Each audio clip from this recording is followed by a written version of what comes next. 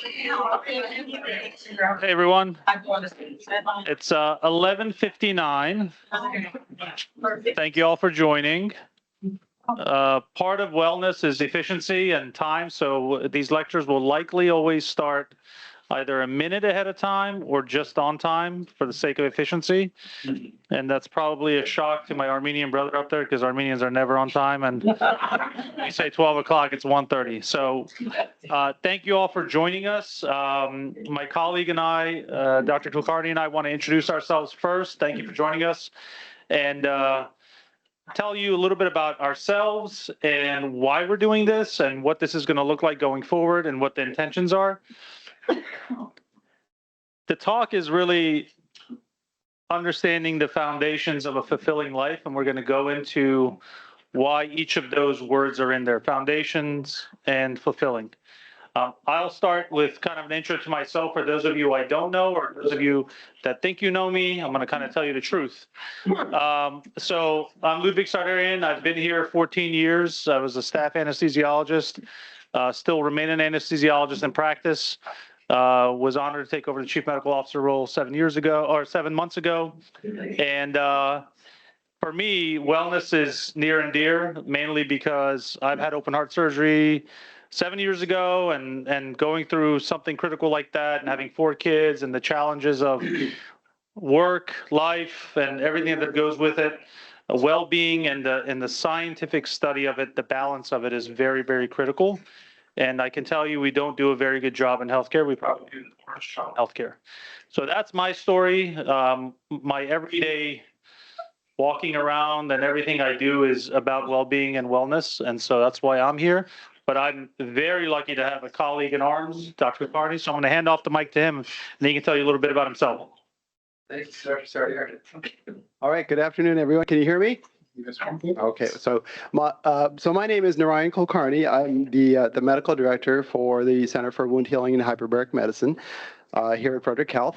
I've been here for about 17 years now, and I was really happy when Dr. Sardarian asked me to partner with him on this wellness series because wellness has always been an interest of mine. So I was recently asked why. Why am I interested in wellness? And full disclosure, I'm not a wellness expert, but I fully embrace his teachings. My answer was simple. Wellness teaches resilience.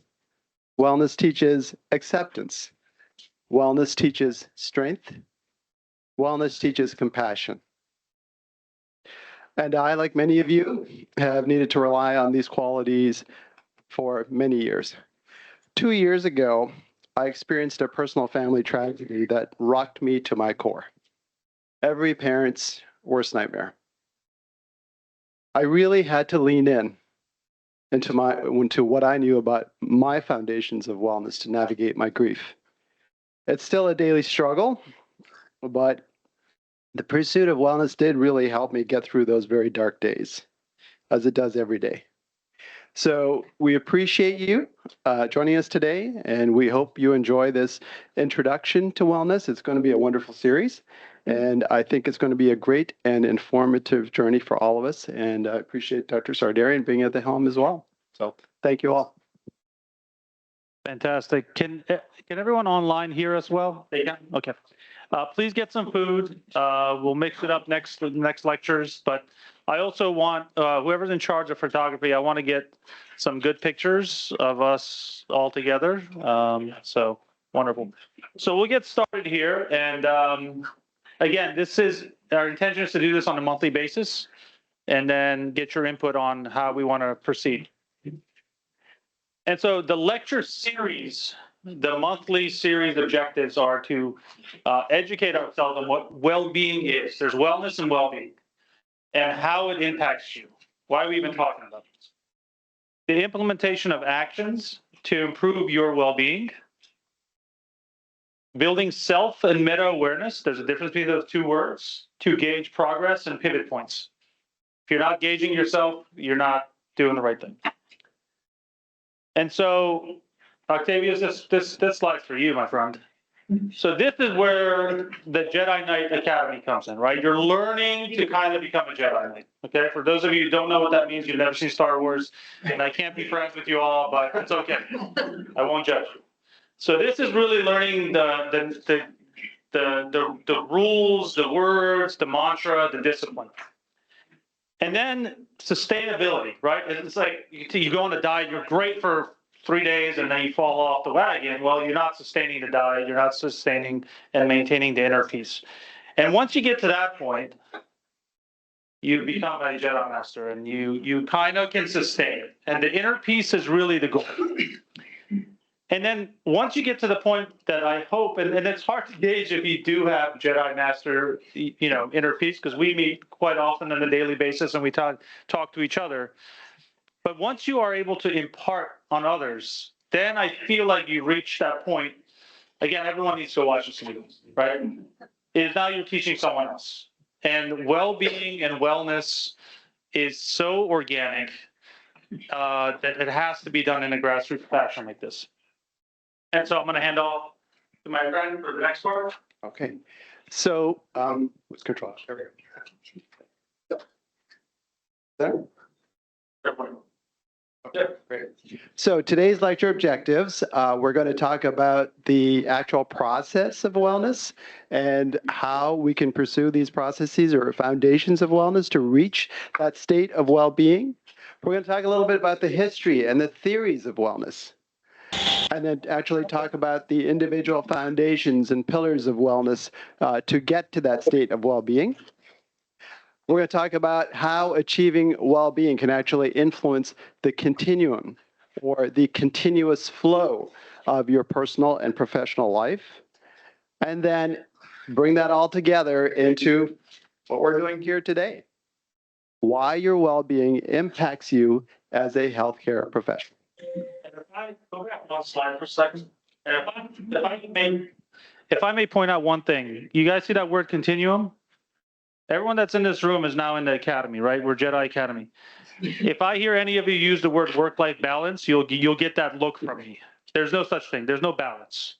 There's just the continuum. Usually in life, your work life and your personal life is both in chaos state at the same time and calm at the same time. So the seeking of balance is a fallacy. So it's a continuum, and you just have to learn the patterns. So what is well-being? What's the state we're shooting for? It's feeling good, functioning well, physically and mentally, right? We do the physical parts somewhat well. We don't even do the mental parts. It's optimizing physical health. It starts there, which is why my buddy Carlo's here, because they do a great job already internally in our hospital. Focusing on mental health, which again is very much ignored. We all know that. Emotional health and spiritual health. So there's all these different components, foundations. Social connection, right? 2020, we decided to all socially distance, not be around humans, put masks on. Social connection is a very, very powerful component of human well-being. Again, continuum, work-life continuum, right? There's no balance. Financial stability, huge part of it. You can be the best guru in the world, but if you're going bankrupt, there's no such thing as a bankrupt Yoda, right? You're still gonna be stressed out. Octavius, I'm gonna trademark that. I'm a bankrupt Yoda. And then I can't stress enough the environment, right? I'm a big believer in positive psychology. Take inventory of your environment and who's around you. It just takes one negative force to pull the whole team down. And so the goal here is to study well-being like a dogma, like anything else. If you don't study it, you're just kind of willy-nilly doing it. And if you all know, if you're doing something willy-nilly, it becomes the last priority. If you don't plan your eating, you're just going to eat whatever's there. If you don't plan your workout, you're probably not going to do it. And so there's some important words up there highlighted. Finding personal and professional fulfillment. I had the opportunity to train at Stanford on wellness, and fulfillment is the goal of well-being. Are you fulfilled at work? What you do at work, does it give you meaning when you leave the building, regardless of what you do? As personal life, does your personal life give you fulfillment? Do your friends, your parenting, your relationships, do those give you fulfillment? And how do those two intertwine? And that's the goal of these talks. Back to my friend.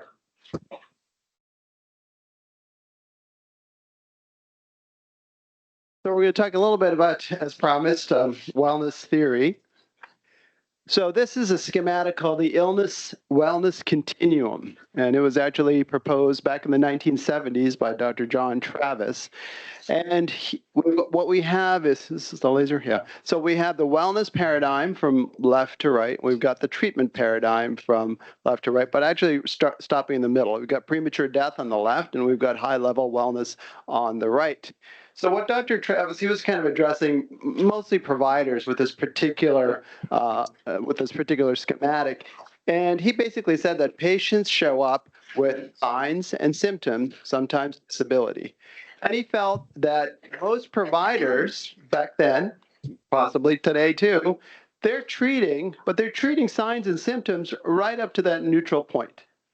And when you go just to that neutral point where there's no discernible illness or wellness, you're missing out big time. You're missing out on awareness, you're missing out on education and growth, and eventually that high level wellness, which is truly the optimal and optimal physical state.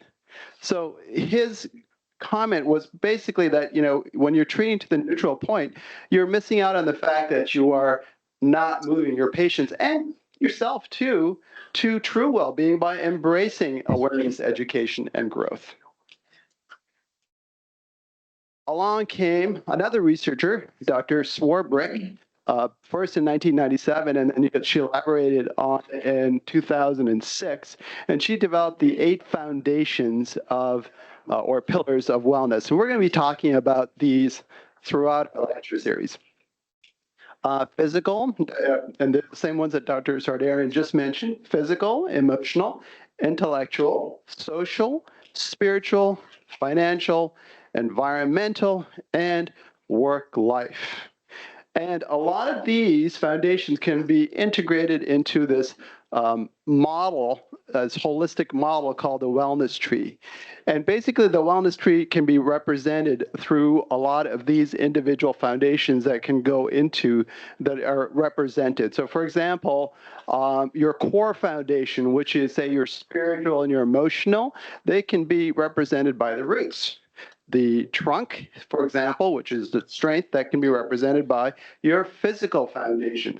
The branches can be represented by your social and work life can be represented by the branches and growth. And then finally, you have the blossoms and the leaves, which is basically your fulfillment.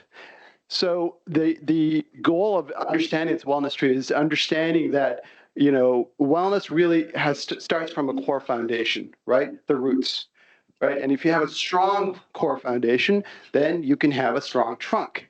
And if you have a strong trunk, you will eventually have significant growth, and then you'll be able to develop blossoming and expression, which is expressed as true fulfillment in your life. Defining wellness versus well-being. So we think of wellness as a state, but it's not. Wellness is actually the active process or pursuit of well-being, and well-being is actually the outcome of that wellness strategy.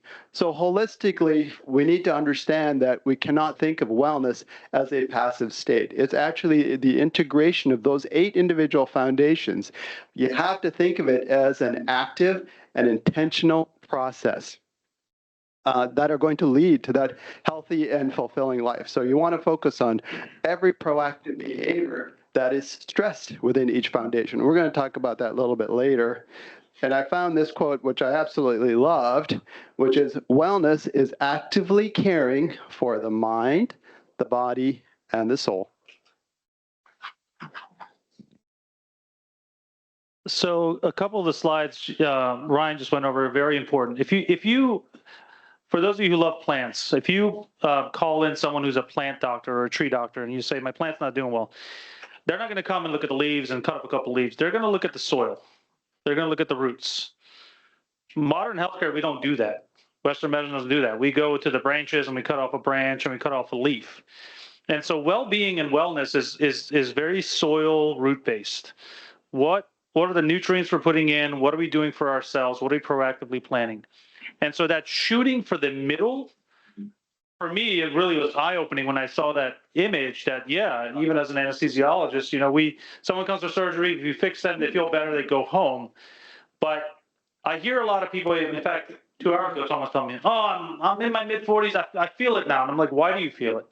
Why can't you say I'm going to feel like I'm in my 30s? And if you're in your 30s and you're complaining like, oh, I'm in my 30s, why can't you say? So the pushing to the right is doable. There are humans out there. There's actually one sitting right there, Linda, where you are so, no, I'm serious. Like Linda has some magic. And so it's well living, good planning. And so pushing to the right is very critical. So factors influencing well-being, genetics and biology, but it's not all that. So neurotransmitter baseline, predispositions, psychiatric baseline, and metabolism, right? These are things that are handed to us, but they are not written in stone. I hate when someone says, oh, it's genetic in the family. What genes? Tell me which genes you're talking about. It's kind of a lazy way to say things. And in epigenetics, the interaction between gene and environment. Most of our genes can be turned on and off. There's phenotypes and genotypes. So this plays a role. Healthy habits. I can't stress enough. Sleep, sleep, sleep. It is the single biggest factor in overall well-being. And then nutrition. Mindfulness and meditation is another powerful healthy habit. It's the only way to proactively give your brain some time for itself, where it's not work, it's not tasks, it's not spouse, it's not children, it's not parents, it's not driving. Mindfulness and meditation is for giving your mind the time off. Social connection and relationships, this is also very powerful.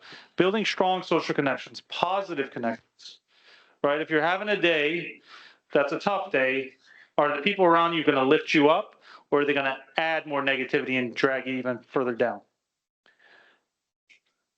Environment, circumstance, again, socioeconomics has a big role in this. We're all very privileged to be in this room, educated, having the luxury of being able to sit in here for 45 minutes to 60 minutes and get educated on this, but this is huge. However, the topics we are talking about does not require a PhD, right?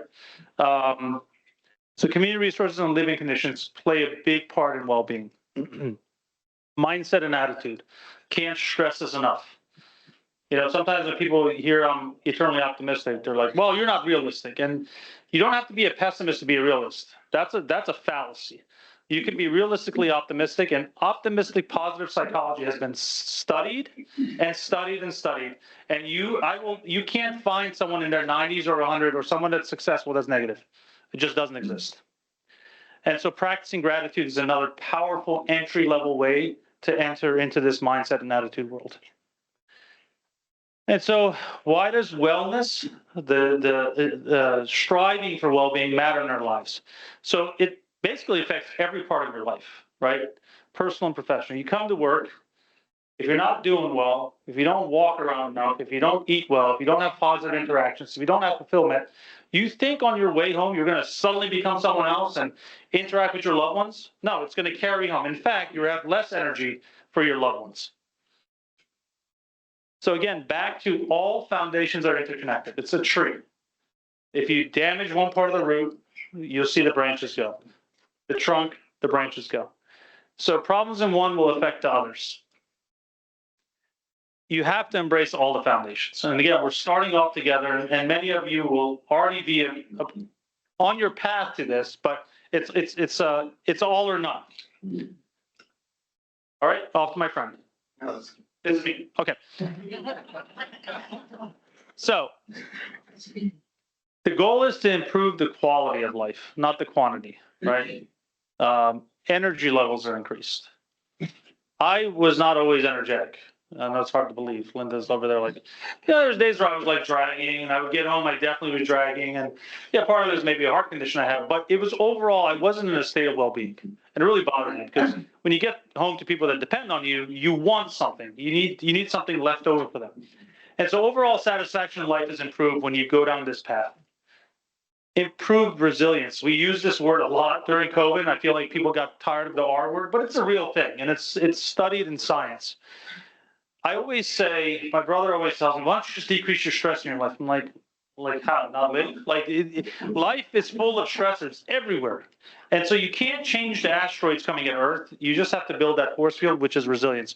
How do you navigate stressors? How do you navigate the challenges in life? And then this is big in the news now, but chronic illness, inflammatory disease, autoimmune disease, all of these are linked to the inability to manage well-being. Chronic disease, inflammation, people are like, oh, genetic, no. Whatever the nutrients, whatever the social environment you're in was probably very similar to what your parents are in. So that's how it's quote unquote genetic. If you change the soil, if you change the environment, these things get better. And so there's a lot of evidence behind this, and that's the goal here for us. This is you. All right. So as promised, we're going to actually talk about the foundations of wellness. These are going to be discussed in detail over the next few lectures, but we just wanted to provide a quick overview and define them a little bit better for you. So physical wellness. We're all healthcare workers. We all know how important physical wellness is. It means to maintain a physically healthy body, understand the importance of exercise and nutrition, proper sleep, preventative self-care, making sure that you're going to your own doctors, going to the dentist, getting your testing done. And you have to understand that these habits are going to have an impact on your well-being and your life quality. Like I said, this is the trunk part of that tree. So questions to assess your physical wellness, and we're going to be doing that for each one of these foundations, is, are you exercising? Are you eating well? Do you think that you are minimizing foods and beverages that could potentially be detrimental for you? And like Dr. Sardarian said, are you sleeping at least 7 or 8 hours per night? Emotional wellness. This is where you want to try and maintain a healthy emotional state. So this gets a little bit more difficult to understand, but you're really trying to understand an awareness and understanding of your feelings and your emotional state. How do you feel when you get up in the morning? How do you feel in the middle of the day? How are you feeling at the end of the day? How about when you go to bed? Is it all positive all the way through? Probably not. I think a lot of us are kind of feeling stressors, and that's difficult. So how do you deal with that? What kind of strategies would you develop? So that would be good stress management, building resilience, and developing coping strategies. And like Dr. Sardarian said, really focusing on gratitude and mindfulness. And we're going to get into the science of that in upcoming lectures. So to assess your emotional wellness, ask yourself, how are you feeling right now? Feeling comfortable? Tired? Sleep deprived? Overwhelmed? Tired? Nervous? There's a lot of that. Intellectual. So this is where we are truly focusing on our critical thinking, on our learning, on our creativity. This is where you're learning new concepts and improving skills, and you're gaining knowledge. You could be seeking out personal challenges or pursuing lifelong curiosities. So to assess this intellectual wellness, ask yourself, what are you finding interesting? What are you learning? Are you learning it at work? Or are you teaching yourself something at home? Are you interested in traveling? Are you interested in learning about new customs and new lands and that sort of thing? There's one particular thing I remember about intellectual wellness, and it had to do with the prevention of cognitive decline. There are two particular intellectual activities that have been really shown to prevent cognitive decline, or actually reduce the onset of cognitive decline. Does anybody know what they are? Two of them. Intellectual activity. So it would be learning a new language and who said instrument? Yeah, learning a new instrument. Yeah, so it's my particular goal to learn how to play guitar and sing French songs, but that's me. How about taking board exam every 10 years? Yeah, that's another section. That's back to emotional and stress. Number 4, social. So this is where you're really focusing on trying to develop these healthy relationships and really develop strong support systems. Can you connect? Can you develop meaningful connections through individuals with shared values? Do you have mentors in your life? Do you have trusted friends that you can reach out to? If you're feeling stressed or overwhelmed, what's your support system look like? What about at home? Do you have any clubs that you're in? Do you have any organizations that you're in? Do you enjoy volunteering? Spiritual. Now, obviously, this is very personal for many people, but there are core beliefs here. Spiritual wellness means to find purpose and meaning in life events and aligning them to your core values. It stems from belief, your faith, your values, your ethics that really provide you with purpose and direction. So to assess your spiritual foundation, ask yourself, do you self-reflect? Do you pray? Do you meditate or practice mindfulness? Do you have a faith that aligns with your values? And do you practice it? Do you connect with others that have similar values? And ultimately, where do you feel truly at peace? And then financial. So obviously, we all know that this means to manage your resources to achieve financial stability. And according to that little schematic that Dr. Sardarian showed earlier, that Dr. Swarbrick showed with the little circles and all of the foundations all overlapping each other, I think we all understand that if you're having financial stress, probably every single one of those other foundations is going to be affected. Every single one of them. So it's a big deal. So to assess your financial foundation, ask yourself, do you have a personal or family budget? Do you have positive discussions about money with those sharing your life? Do you have a financial plan from now until you retire? And what about afterwards? Environmental. This is one that some of us maybe don't think about, but this means that you're actually leading a lifestyle that values the relationship between you and your living space. And that living space could be many things. It could be your home. It could be your community. It could be the whole planet. You know, what are your core values when it comes to environmental wellness? Do you have a comfortable living space? If you believe in, conservation, do you engage in practices that help with that, like recycling and water and energy conservation? Do you have a positive environment at home, or do you wake up and the first thing you do is look at your cell phone, and you look at your cell phone all day long, and then you look at your cell phone all evening, and then just before you go to bed, you look at your cell phone again, and then you put it right next to you. And then, of course, it wakes you up all night, too. So, and ask yourself, is that a really healthy environment for you? Is that you think that's really helpful? And then lastly, of course, we have to use this wonderful word because it is very appropriate, work-life continuum. Copyright Dr. Sardarian, there is no work-life balance. And he is absolutely right. Because balance implies 50-50, right? And that's not really what happens with most of us. We are working lots and lots and lots of hours. And many of us bring our work home, and then you're working at night, and you're working in the evenings. So it's not necessarily balanced. It is a continuum. It's a continuous flow. So like this wave that's going up and down, and you might want to think of yourself as a surfer. You got to be able to navigate these waves as they're coming in. So and also be aware that when you're thinking about this work-life continuum, be careful of characterizing work as something that's potentially negative and being at home as something that's potentially or just always positive, because that can get you into definitely a negative mind state because we're at work so much, right? Ask yourself if you can create bonds at work that are meaningful, because we have a lot of wonderful people around us every day. And, so you ask yourself, how do you feel at the beginning of the day? And what do you have in reserve for people in your personal life. I saw a YouTube video a couple of weeks ago about, it was a Canadian doctor, and she was experiencing a tremendous amount of burnout, and so were a lot of her fellow physicians.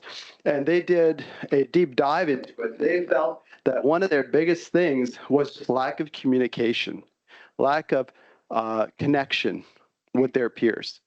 So they started implementing practices that really promoted connection and discussion and bonding and really developing that sense of community. And that dramatically improved their feelings of burnout.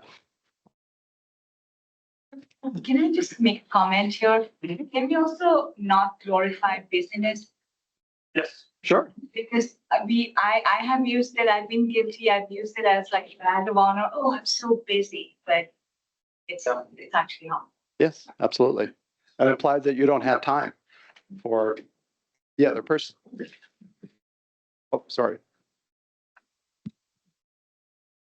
So yeah, I hear a lot of people over the years, as soon as they walk into the hospital, you ask them how they're doing, and it's almost like mandatory. Well, I'm here. I'm like, did something happen? Did someone hit you on the way? But we model, right?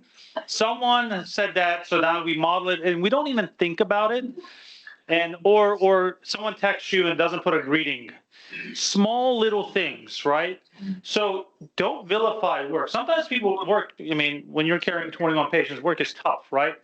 But then there's a collegial challenge that we're doing something that we've never done before. So, and then vacation. Oh, it's great, I'm going on vacation. And you go on vacation and realize, I'm so tired. My plane got delayed. So just realize the reality of it. And to Jack's point, yes, Jedis do try and seek balance. The surfing analogy was great. It's a wave, okay? Every so often you will get on the surfboard and you will have balance. Enjoy it. But you'll fall again. But the next wave is coming and you'll be able to get up again. But the notion that you're always going to be on that wave, that's not how it works. And so it's a continuum. It's a wave that comes and goes. So why does it matter to us in healthcare? Why is it taking us so long to figure this out? We care for other people, but we lack the ability to care for ourselves. So how many of us say this? I'm emotionally, physically exhausted. I wake up with a feeling of dread. I don't enjoy my work anymore. I'm stuck in front of my computer most of the day. I don't get interact with my patients. Administrative burden is exhausting. I have so many patients. I'm terrified of making a mistake. I don't feel appreciated at all. I'm not in control of making decisions anymore. So wellness and healthcare can be considered an occupational hazard, right? And so we say these things as if we are not allowed the privilege of having well-being ourselves, because somehow that will compromise our ability to care for another human. It is the most backwards way of thinking I could ever imagine. And so we're going to change all that. It's crazy, right? That Yeah. Wellness is considered, that wellness is actually a risk. Yeah. An occupational hazard is a risk in your environment. For us, it's a risk of potentially losing that. That's quite striking. And I want to say something. We're going to throw a lot of stuff on the wall here, especially future lectures. There's going to be a lot of details. It's just one step at a time. One thing, one step. Talk to each other. You know, the amplification effect, little wins, find your teams. That's how this works. You can't achieve all of this all at once. I mean, you fall back a little bit, but keep going forward.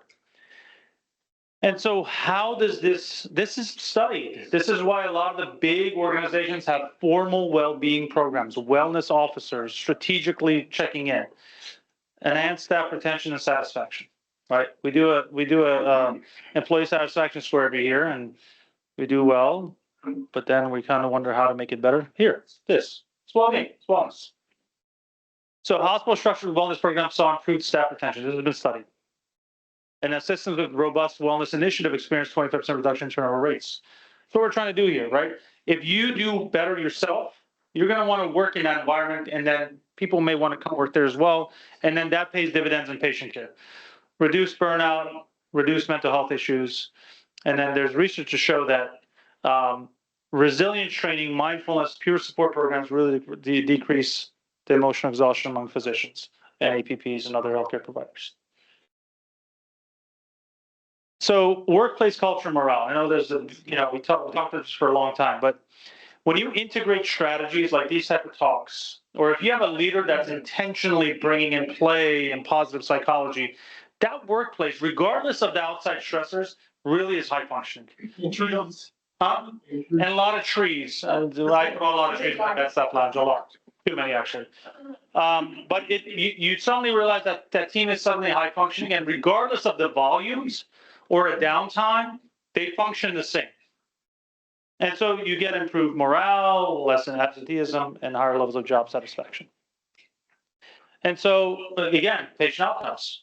If a nurse, physician, APP is going into a patient room and that's a tough patient to take care of, that pays dividends on how you take care of that patient. It's all energy exchanges. Humans, it's all energy. I'm doing an energy exchange with you all. I was up here like this. Well, what is this guy doing, right? And so it reduces medical errors because you've taken care of yourself. And work environments that prioritize mental health and emotional support get significant improved teamwork and reduce communication failures. You guys know how much I talk about communication. It's an endpoint, and we're on our path to it. Reduction in medical errors. There's a reason why the Navy SEALs and the Marines do formal mindfulness training before they go into theater. Do you think it's like, no, it reduces their errors. It reduces the chance of them shooting their colleague or accidentally getting killed. Mental sharpness. Octavia's shaking his head, he knows. Yeah. And so for all frontline folks, it significantly reduces cognitive errors and improves attention and diagnostic accuracy. And so the studies have shown that the pursuit of wellness and well-being must be a partnership between system and healthcare worker. We're kind of the pseudo system working together to improve all that. Back to you, my friend.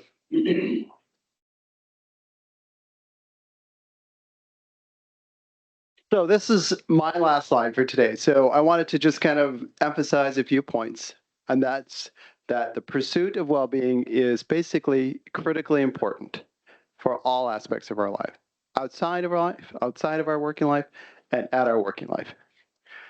It's going to be achieved, or we're trying to achieve it, when you actively embrace all 8 individual foundations. Remember, it's a pursuit of those wellness foundations, and it's never ending.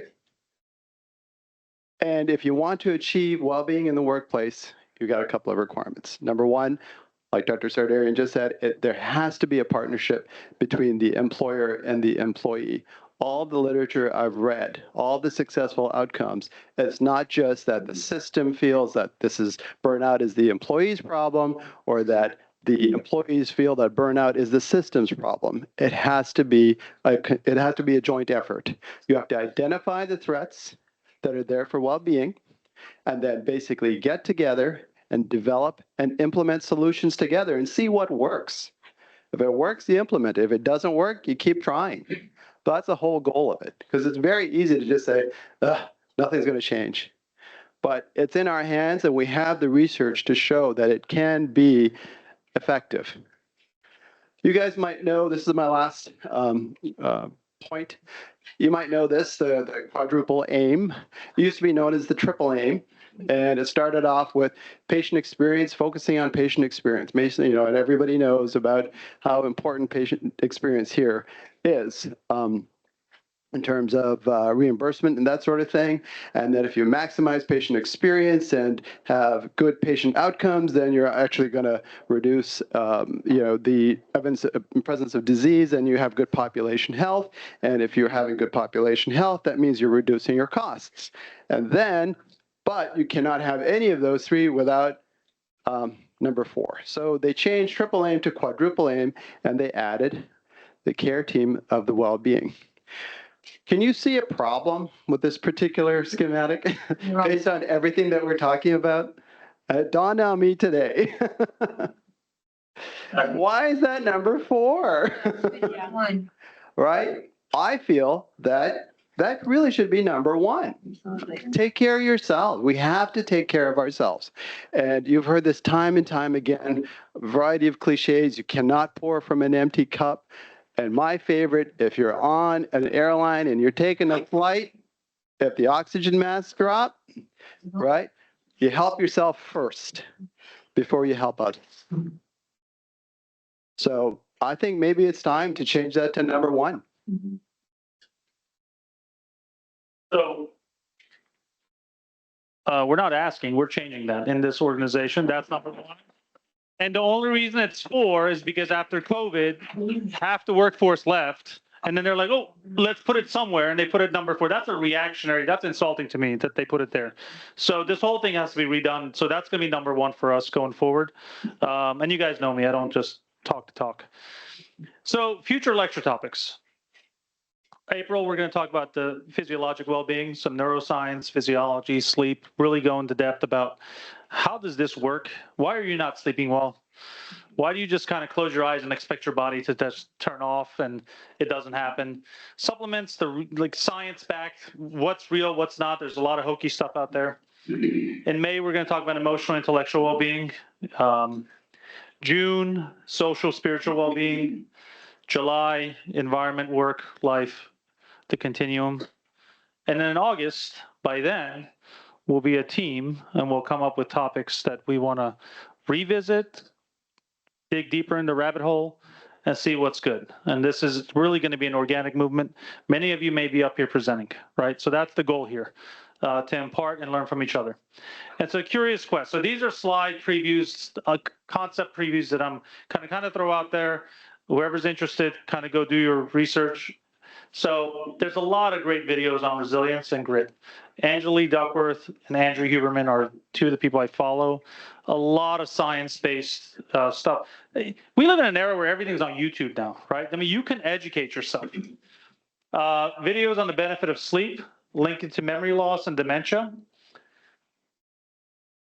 Flow states, this is really one of my favorite topics. Dave Goodmanson got me started on this, but the flow state is that beautiful mental state that you're in, occasionally happens, where everything is just working nice. You're not making mistakes, you're clear-headed. Musicians have this quite a bit. You can induce this. You can induce flow states, and I'm not going to pronounce his last name, it's very hard, but he passed away a few years ago. And why does mindfulness work? This is the book I started off with, Full Catastrophe Living. So we're going to go into deep dive on all of these things. And so positive psychology. I love Martin Seligman. He was well before his time, and the power of positive psychology has been proven, right? It's not me running around saying, just be positive, just be positive. No, there's a reason for it. Our brains are wired for it. We're not designed to be negative human beings. And then Carol Riff was one of the original psychological well-being investigators, and she has her 6 dimensions we'll talk about. Many of you probably studied Maslow's hierarchy of needs. Just go through this and see which areas you have and you don't. And this will be a very interesting topic when we talk about this, because if you think about how our lives are in the Western world, in Maryland, where you can just pick up the phone and order anything and it gets delivered, that triangle has been a little skewed now, hence why there's so much depression and anxiety, because the threats and stuff have changed. And so Abraham Maslow, all these people were well ahead of their time. It's kind of crazy that it's 2025 and we're talking about folks that did research 50, 70 years ago. And so I've got some work I want you guys to do.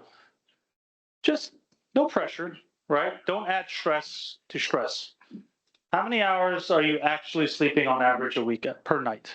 Okay, what does that look like? Do you flop into bed, look at your phone, close your eyes, and like do the magic, right? Or do you have a process to go to sleep? You should have a process, but take inventory. Do my thoughts feel calm and clear and scattered and overwhelming throughout the day? How often do you have that? Is it throughout the day? Is it only in the morning? Is it when you're around this? When was the last time I laughed or felt genuinely full of joy? You won't hear me use the word happy. Happy is a dopamine thing. It's not a real thing. Joy is a real thing. It's sustainable enjoyment. When was the last time you laughed and felt genuinely full of joy? And what was the environment you were in for that? Or my relationship, this is big for me. Are they energizing, draining, or a mix of both? Pinpoint the draining part and figure out how to either flip that or distance yourself. Is there something bigger than myself that I feel? This is a social part. That I feel, or spiritual, feel connected to. Nature. When's the last time you took a walk in nature? When's the last time you put your feet on soil? Grounding. Connect yourself to the earth. Every Monday, Wednesday, Friday, 12. Yes, you're awesome. Yes. What's the one thing I'm proud of myself for lately? Give yourself gratitude. What have you achieved? Right? Tell yourself, I've done amazing work. And so think through these things. Don't just keep going through life and expecting your body to fix everything. And so to end kind of our initial introductory talk and open it up for some discussion, I think Carlo and team has a few things to say. I'm a big Steve Jobs fan. He had his negatives and positives, but he had a very fatalistic approach to life, and he worked maddeningly fast to achieve things. But he was the ultimate study of human psychology, getting people to achieve things they couldn't imagine they could do. And he said, death is very likely the single best invention of life. Meaning, we know there's an end point. We don't know if it's tomorrow or 50 years from now.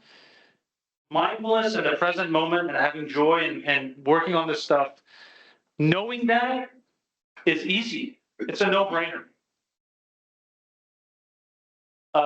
Again, another movie quote, many of you have seen Dead Boat say, Carpe Diem, seize the day, today's the day. I used to look at my pictures when Amazon or Google would pop them up, and I'm like, oh my God, I looked so young back then. Oh, I never knew. But then one day I woke up and I was like, you know what? Let me time travel to 10 years from now. I'll probably be all gray, and I'll look back on myself today and be like, you look amazing. And so I always do the time travel forward. And I may have stolen that from an Oscar speech one time when he goes, my hero of the future is me 10 years from now, because you're continuously seeking betterment. I think Matthew McConaughey said that. So seize the day, truly. I mean, I'm so happy to see so many people in this room. This means we're going to work together to get these things done. And then our patients will do better. And so this is a Confucius saying. We have two lives. The second one begins when we realize we only have one. Many people reach the end. I mean, how many people, rich or young, have you heard at the end of they're like, I'm content. Yep, I did everything right. They always say, I wish I had more time. I wish I had spent more time. I wish I had not focused so much on this. I spent time with kids and friends. And so when you realize it's just one, it makes it much, much easier. And so I appreciate all of you. Thank you for coming. You guys are awesome. Any thoughts before I hand the microphone off to our other colleague, Carlo? He has some important stuff as well.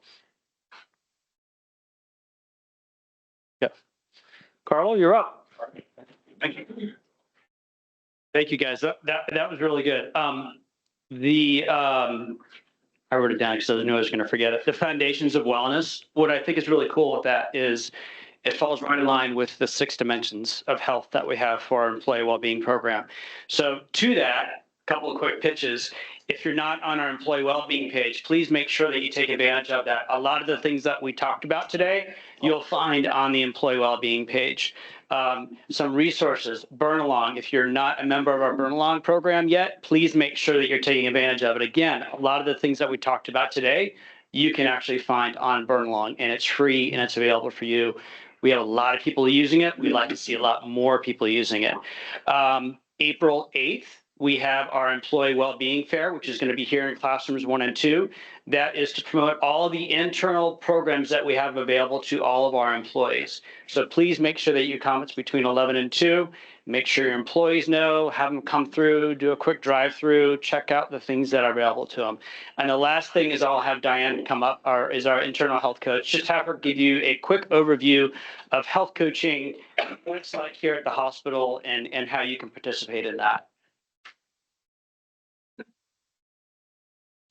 Hi, thank you. I'm Diane Tomansky. I am the on-site health coach. I meet people here, employees. A lot of people think that they have to be referred through UMR. I do meet with people who are referred to coaching through UMR, but I will meet any employee at any time.